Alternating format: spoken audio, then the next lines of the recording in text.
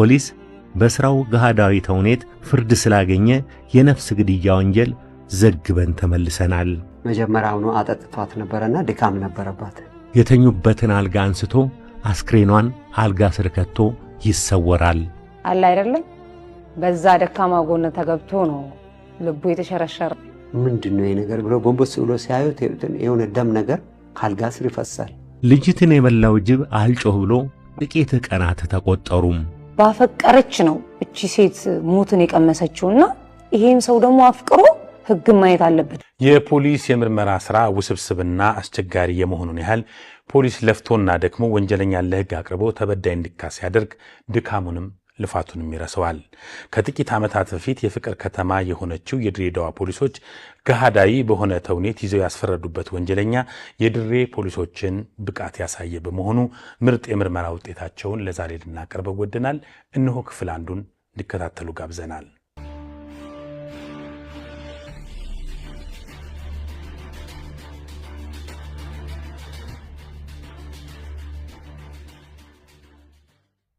የድሬ ፖሊሶች ምርጥ ምርመራ። የፖሊስ የወንጀል ምርመራ ሥራ ሳይንስ ከመሆኑም ባሻገር በገሃዳዊ ተውኔት ስለሚታጀብ የጥበብ አካልም ተደርጎ ይቆጠራል። ወንጀለኛን ለማግኘት ፖሊስ የማይፈነቅለው ድንጋይ፣ የማይወጣው ተራራና የማይወርደው ቁልቁለት የለም። የፖሊስ ሥራ ማስረጃ ማፈላለግ በመሆኑ ከወንጀለኛው ጋር መመሳሰልን ይጠይቃል። ሀብታም፣ ድሃ፣ ነጋዴ፣ ዱርዬ፣ ሽማግሌ፣ ወጣት እየሆኑ መተወንን ይጠይቃል። በዚህ መሃል ግን መስዋዕትነትና ጉዳት መኖሩ የሚታወቅ ነው። ይህ በሰለጠነው ዓለም የተለመደው የፖሊስና የወንጀለኛ አባሮሽ አልፎ አልፎም ቢሆን በሀገራችን ፖሊሶች ሲከወን ይታያል። በዚህም የተዋጣላቸው የፖሊስ የምርመራ ቡድን አባላት በርካታ ሥራ ሰርተውም አልፈዋል። ዛሬም በመስራት ላይ ናቸው። በቅርቡ የፍቅር ከተማ ወደ ሆነችው ድሬዳዋ የድሬ ፖሊሶች ያደረጉልን ጥሪ ተቀብለን በሄድበት ጊዜ ፖሊስ በስራው ገሃዳዊ ተውኔት ፍርድ ስላገኘ የነፍስ ግድያ ወንጀል ዘግበን ተመልሰናል። ወንጀሉ ከተፈጸመ ጥቂት ዓመታት የተቆጠሩ ቢሆንም የድሬ ፖሊሶች ጥበብ የተመላበት የምርመራ ጥበብ ሳበንና አርአያ ቢሆን ብለን ልናቀርበው ወደድን። በከዚራ ጥላው ስር ለጥቂት ደቂቃዎች አብረን ወደ ድሬ እንጓዝ። ሟችና ገዳይ ለወራት በፍቅር በአንድ ጎጆ የኖሩ ሲሆኑ ብዙ ጊዜ ሲጣሉ የማይታዩ እንደነበሩ የኋላ ታሪካቸው ይናገራል። ምንም እንኳን ልጅ ባይወልዱም ትዳራቸው ቀዘቀዘ የሚሉት አይነት አልነበረም። የኋላ ኋላ ግን ምክንያቱ ባልታወቀ መነሻ ይጣሉና ባል ድሬዳዋን ጥሎ ወደ ሌላ ስፍራ፣ ልጅትም መለያየታቸውን ያመነችበት በሚመስል ሁኔታዎች በተናጥል ሁለቱም የየራሳቸውን ሕይወት እየኖሩ ወራት ተቆጠሩም። ዕለታት ባንዱ ቀን ግን ባል ከሄደበት ሀገር በድንገት ይመለስና በድሬዳዋ ጎዳና ላይ ይታያል። የቀድሞ ፍቅረኛውንም ወደ ጅቡቲ ለሥራ እንደሚሄድና አግኝቷት መሄድ እንደሚፈልግ ይገልጽላታል። ልጅትም ጥያቄውን ተቀብላ በአንድ ሆቴል ውስጥ እየተጨዋወቱ ሲገባበዙ ያመሻሉ። በዚህ መሃል ብዙ ወንዶች ሰላም ሲሏት አየሁ የሚለው ባል ቅናት ቢጤ ይሸነቁጠዋል። ያልታወቀ ክፉ መንፈስም ሰውነቱን ይወረዋል። ልጅት በነጻነት ትስቃለች፣ ትጫወታለች። የማታ ማታም ወደ አልጋቸው አመሩም። በዚህ መሃል ላይ ወደ ከሌሊቱ 8 ሰዓት እንደዛ ግምት በሚሆንበት ጊዜ ያንን ቀን ከወንድ ጋር ከኔ ቦታ እየተነሳች ወንዱን ሰላም ስትይ ነበር የሚል ቅናት ነበረበትና ያችን ቅም ይዞ በሰላም ከተኙበት ቀስቅሷት መደብደብ ይጀምራል። ትላለች። ቦታዋ ትንሽ ሰወር ያለ ነው፣ ብዙም አልደረሰም። በዛ ላይ መጀመሪያውኑ አጠጥቷት ነበርና ድካም ነበረባት። ከዛ ሴትም ነች፣ ጠምዝዟት ይዞ አንገቷን ካነቃ በኋላ ወደ አልጋ ላይ ይወረውራል። የአልጋው ጠርዝ ጭንቅላቷን ያገኛል። ከዛ በኋላ እዛው ራሷን ትስትና ትሞታለች። የቅናት ስሜት ውስጡን ያነፈረው ባል ከሌሊቱ 8 ሰዓት ላይ ከመኝታው ይነሳና ጭካኔ በተመላበት መልኩ ናፍቀሽኛል ብሎ ያመጣትን ፍቅረኛዋን እዚያው አንቆ ከገደላት በኋላ የተኙበትን አልጋ አንስቶ አስክሬኗን አልጋ ስር ከቶ ይሰወራል። ልጅትን የበላው ጅብ አልጮህ ብሎ ጥቂት ቀናት ተቆጠሩም። እናት ልጄን አፋልጉኝ እንዳሉ የልጅቷ አስክሬን የተደበቀበትን መኝታ ክፍል እየተከራየ ቆየም። 3 ቀን ሙሉ ማንም ያወቀ የለም እዛ ውስጥ። እዛ አልጋው ይከራያል፣ ሰው ማታ አድሮ ይወጣል። ልክ ከ3 ቀን በኋላ ሽታው እየጨመረ ይመጣል። አንድ ባልና ሚስት አጋጣሚ ይህን ቤት ይከራዩና ይተኛሉ። ሲተኙ አላስተኛላቸው፣ ሽታው አላስተኛላቸው። እንደምንም ብሎ አድሮ ልክ ከሌሊቱ 12 ሰዓት አካባቢ ላይ ምንድነው ይሄ ነገር ብሎ ጎንበስ ብሎ ሲያዩት የሆነ ደም ነገር ካልጋ ስር ይፈሳል። ወደ ዘበኛን ይጠራሉ። ምን ውስጥ ነው ያሳደራችሁ? እዚህ ውስጥ የሆነ ነገር ሞቷል ይባላል። ምንድነው ብሎ ፍራሹን ብድግ ሲያደርጉ ቤተልሔም ጀማል ሞተ። 3 ቀን ሆኖባት ሌላ ሰው ሆነ ተገኝታለች። ደም ይፈስ ነበር። በጣም ርቴት የሆኑና ወዲያው ለፖሊስ መረጃ ዋና መረጃ ላይ ይደወላል። ዋናው መረጃ ለተረኛ መርማሪ ይነግረዋል። ከዛ ወዲያው የምርመራ ቡድን ይቋቋማል። ቦታው ድረስ ይካሄዳል። የወጣቷ አስክሬን ከተገኘ በኋላ በማንና እንዴት ተገደለች ለሚለው ጥያቄ ምላሽ ለማፈላለግ ፖሊስ የዘወትር ተግባሩን ጀመረ። ገዳይ ያለበት ቦታ በቀላሉ ሊታወቅ አልቻለም። በጭካኔ ተገድላ አልጋ ተጭኗት በአጭር የተቀጨችው የልጃቸውን ገዳይ አፋልጉኝ የሚሉት የወጣቷ እናት በየሰው ቤት እየሰራሁ ያሳደግኳት ልጄ ትጦረኛለች ስል በአጭር ተቀጨችብኝ እያሉ የፖሊስን ደጅ ሳይረግጡ ውለው አያድሩም። ማማ ብትኖርልኝ ጥሩ ነገር ነበር። ስንት ነገር ባታረግልኝ ሰዓት እናቴ እግሯን ማማት እናቴ እንደዚህ ሆነችብኝ እያለች እንዴት በምትበላበት ሰዓት ላይ ወስዶ ገደለብኝ። ፖሊስ ባገኘው መረጃ መሰረት ገዳይ የሟች የቀድሞ ፍቅረኛ መሆኑን ይመን እንጂ ወጣቷን ገድሎ የተሰወረው የሟች ፍቅረኛ ሳይገኝ ወራት ወደ ዓመት ተቀየረ።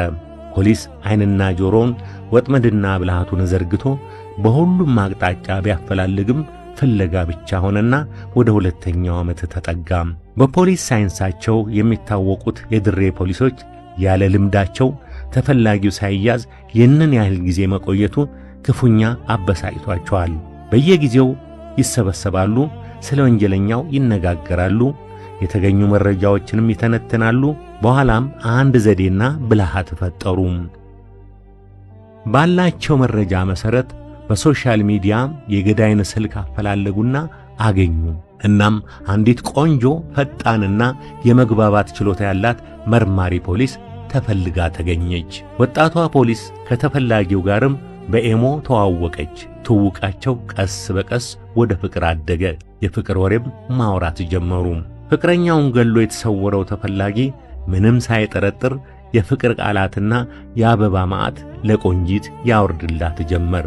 ብልሃና ቆንጆዋ መርማሪ ለሚጠይቃት መስቀለኛ ጥያቄ ሁሉ አሳማኝ መልስ በመስጠት በፍቅሩ የተረታችና ስራዋም ነጋዴ መሆኗን ነግራው አሳመነችው። ተከሳሽም አመነ። የተጎዳ ሰው እኔም እንደተጎዳ ሰው ሆኜ ነው የቀረብኩት። ያው እንደምንካካስ ይሄ አለ አይደለም፣ በዛ ደካማ ጎን ተገብቶ ነው ልቡ የተሸረሸረው። እሷን አሳይን ካደረገን በኋላ እሷ በቃ በኦቪየስ ነው በማንኛውም ሰዓት በርግ ያደረገች ማናገር ነው መነጋገር ነው። በቃ እንደውም አንቺንማ አገባሻለሁ አላት። እሺ አለች። በዚህ መሃል ላይ ከዚህ በላይ ከቆየ ጥሩ ስለማይሆን ወሰነንና የምርመራ ቡድን የሚይዘው በስውር ክትትል የሚከታተለውን ቡድን አዘጋጀን።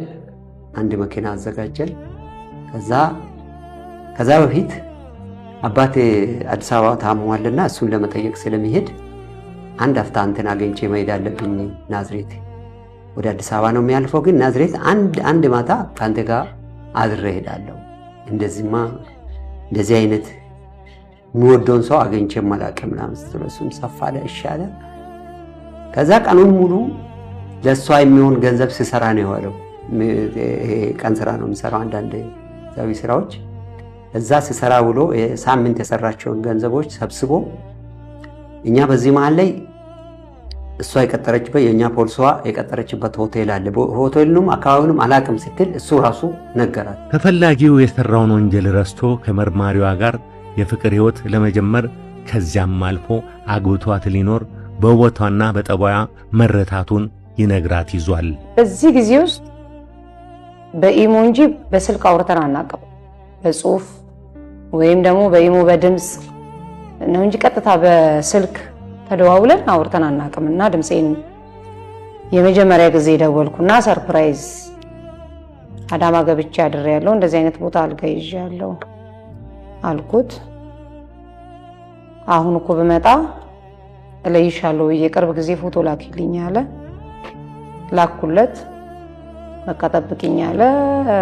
ከአዳማ ወጣ ያለ ከተማ ነበር መሰለኝ ያለው። ዘገየብን። መርማሪዋም በፍቅሩ የተረታችለትን ሸበላ በቶሎ በአካል ማግኘት እንደምትፈልግና እንደጓጓች ነግረው የመገናኛቸው ቀን ተቆረጠም።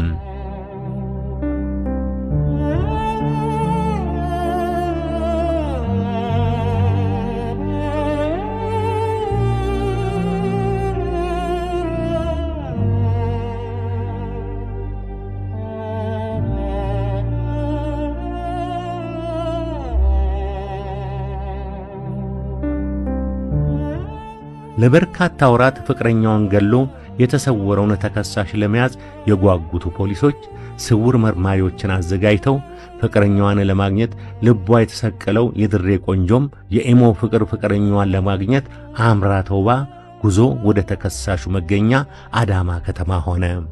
ካፌው መስታወት ስለነበረ እንደ ወረደ ከመኪና ወደ እኔ ሲመጣ አየሁት።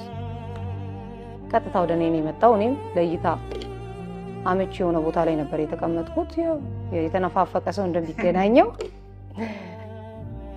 በጣም በቃ መጥቶ ቀጥታ አቀፈኝ። እዛም በቃ አሁን በቃ ማረፊያ ቦታ እንሄዳለን ምናምን አለ። የዛን ሰዓት ያው ፍቅረኛዬን ያዙብኝ ፖሊሶቹ መጡና ማለት ነው። እና በጣም በጭራሽ ባላሰበው ሁኔታ ነው፣ በጭራሽ ባልጠበቀው ሁኔታ በፎቶ ያያትና በድምጿ የተማረከላትን ቆንጆ ለማግኘት የጓጓው ተፈላጊ ፍቅረኛውን ለመቀበል የሰራበትን ገንዘብ አጠራቅሞ እሱም እንዳቅሙ ተውቦና አምሮ ወደ ቀጠሯቸው ቦታ ደረሰ። ምናልባትም በመንፈሱ ፍቅረኛው የድሬ ልጅ ናትና ባለጋሪው ቶሎ ቶሎ ንዳው የሚለውን ዜማ እያዜመ ይሆናል።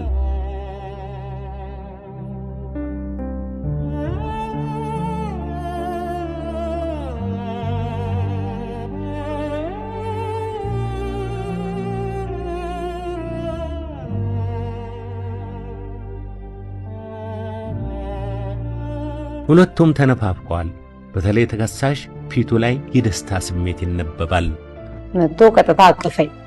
በዚህ መሃል ግን ናፍቆታቸውን ሳይጨርሱ አፍቃሪና ተፈቃሪ ወይም ፈላጊና ተፈላጊ ሳይጠጋገቡ ድንገት ሳይታሰብ ያልታወቁ ሰዎች መጥተው ሰውየውን ግጥም አድርገው ያዙት። ደነገጠ። ፖሊሶች መሆናቸውን መታወቂያቸውን አሳይተው አሳወቁት። የሰራው ወንጀል ተረስቷል ብሎ ስላመነ ምንም አይነት ጥርጣሬ አልነበረውም። ፖሊሶቹ የያዙት ፍቅረኛው ፊት ስለሆነ ደግሞ የበለጠ ደነገጠ። ወደ ፍቅረኛው ፊቱን አዞረም። እሷም የድሬዳዋ ፖሊስ አባል መሆኗን መታወቂያውን አሳይታ ቀልቡን ክው አደረገችው። እሱ ባለበት ቦታ ምን አይነት ቦታ ላይ ሊቀመጥ እንዲህ አይነት ወንበር ላይ ቁጭ አላት። በዛ ቦታ ላይ እሷ ተቀመጠች። እኛ ሁሉም በሲቪል በሚሊቴሪ ታጠቁ ኃይል ሩቅ አድርገን አስቀምጥ ነው። እሷን ለብቻ አስቀምጠን ከሷ አጠገብ አንድ ሆኖ ምግብ እየበሉ ምን እያሉ ምንም በቃ ተስተናጋጅ ነው መስሉት እንጂ ምንም አይነት የፖሊስ ፌስ እንዳይታይ አድርገነው አስቀምጠን እየበረረ ቢያንስ 1 ሰዓት አቆያት። እዛ ጋር ገንዘቡ የሚሰጡ ሰዎች ቤት ውስጥም አንድ ከሌላ የተወለደች ሕፃን ልጅ አለች። ብቻውን ነው የሚያሳድገው። እሷን ሁሉ ለጎረቤት ሰጥቶም ብሎ መጣ። እኛ ደግሞ እዚህ ጥደን ቁጭ አድርገነዋል። እንደመጣ ደወለ። ሲደውል ብድጋር በምስል ካየሁት ይልቅ በአካል ሲያይ ደግሞ በጣም ቆንጆ ነሽ ምናምን አለ። ቁጭ ሲል ያው ዙሪያ በሙሉ በጥበቃ ስር ስለነበረ ወዲያው ያዘን። በጣም ከሚገባው በላይ ደነገጠ። ምክንያቱም ለሁለት ወር ምናምን ይሄን ድራማ ሲሰራበት የነበረው ነገር ወደ ኋላ ሲያስበው የፖሊሱን አሰራርና ውስብስብነቱን ደነገጠ በጣም። እዛ ሁሉ እንትን ስል ትሪት ተደርጎ ቁጭ በል በቃ ሊወድቁ ሆነ። ከሁሉም በላይ በፖሊስ በመርማሪዋና በምርመራ ክፍሉ አባላትና ኃላፊዎች የተጻፈውን ድርሰት በድንቅ ችሎታ በተወጣችው በዋና ሳጅን ስንዱ ካሳሁን ድንቅ የትወና ችሎታና አመራር በሰጡት ኃላፊዎችና በመላው የምርመራ ቡድን አባላት ገሃዳዊ ትዕይንት ተደንቀናል፣ ተደመናል። ባፈቀረች ነው እቺ ሴት ሞትን የቀመሰችውና ይሄን ሰው ደግሞ አፍቅሮ ሕግ ማየት አለበት የሚል ነው ውስጣችን መነሳሳት እንትን ብሎ በፍቅር በጥበብ መልሰን ወደ ሕግ አቅርበን ቅጣት እንዲያገኝ የተደረገበት ምክንያት ይሄ ነው። ሳምንት ተፈቃሪዋ መርማሪ ሁሉንም ዘርዝራ ታጫውተናለች። ሳምንት ዳግም በከዚራ ጥላው ስር